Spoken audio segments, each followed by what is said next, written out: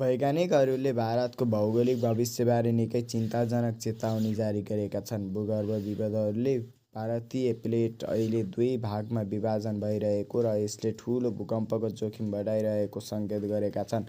अमेरिकाको जियोफिजिकल युनियनमा प्रकाशित अनुसन्धानमा विस्तृत जानकारी दिएको छ, जसमा भारतीय प्लेट डिलेमिनेसन भनिने नयाँ भूगर्भीय प्रक्रियाबाट गुज्रिरहेको उल्लेख छ। के हो डिलेमिनेसन? एक भूगर्भीय प्रक्रिया हो जसमा टेक्टोनिक प्लेटको तल्लो भाग पृथ्वीको आवरणमा प्रवेश गर्छ। यस अवधिमा प्लेटभित्र ठाडो दरार विकास हुन्छन्, जसले यसको स्थिरतालाई असर गर्न सक्छ।